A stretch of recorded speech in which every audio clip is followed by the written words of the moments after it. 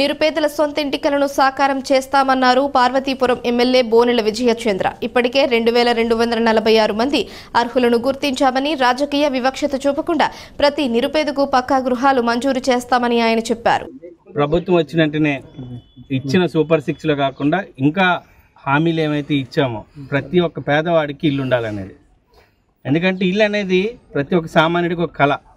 ఆ కళను నెరవేర్చడం ఉద్దేశంతోనే ఈసారి పాయింట్ 2 మళ్ళీ ప్రతి ఒక్కరికి హౌసింగ్ కావాలనే ఉద్దేశంతోనే మన నియోజకవర్గంలో 2246 మంది లబ్ధిదారులని ఐడెంటిఫై చేయండి. మరొకసారి చెప్తున్నాను, 2246 ఫస్ట్ ఫేజ్లోనే ఐడెంటిఫై చేయడం జరిగింది.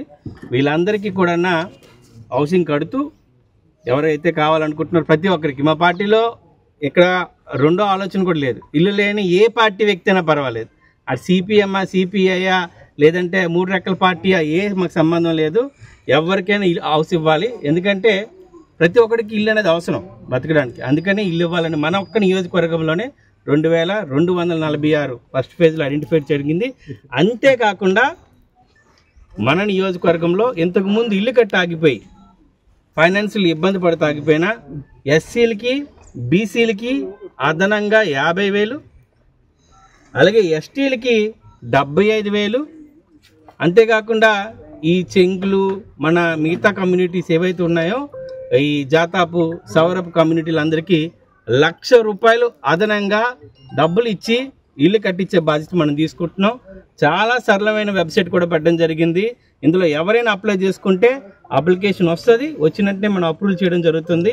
ఈ అవకాశాన్ని ఇంకా ఎవరైతే వినియోగించుకోలేదో మన నియోజకవర్గంలో ప్రతి ఒక్కరు మీ ద్వారా, మీడియా ద్వారా ప్రతి ఒక్కరికి రీచ్ అవ్వాలని కోరుకుంటున్నాను.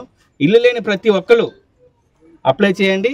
ఇల్లు ఆర్థికంగా ఇబ్బంది అయ్యి సగంలో వదిలేసిన కూడా వాళ్ళు కూడా ఆర్థికంగా సాయం చేయడానికి సిద్ధంగా ఉంది ప్రభుత్వం, ఎన్డీఏ ప్రభుత్వం. మీరందరూ కూడా మీ యొక్క సామాజిక వర్గాన్ని బట్టి 50,000, 75,000, ₹1,00,000 అనేది మీరు గుర్తించి మీరు కూడా అప్లై చేస్తే ఆ డబ్బులు కూడా తొందరలోనే రిలీజ్ చేస్తున్నాం. అప్లై చేసినన్ని రిలీజ్ చేస్తున్నాం. మా నాయకులు అలాగే అధికారులు వచ్చి దగ్గరుండి మీకు ఒక ఇల్లు కట్టించే బాధ్యత మేము తీసుకుంటున్నాం తెలియజేస్తున్నాం.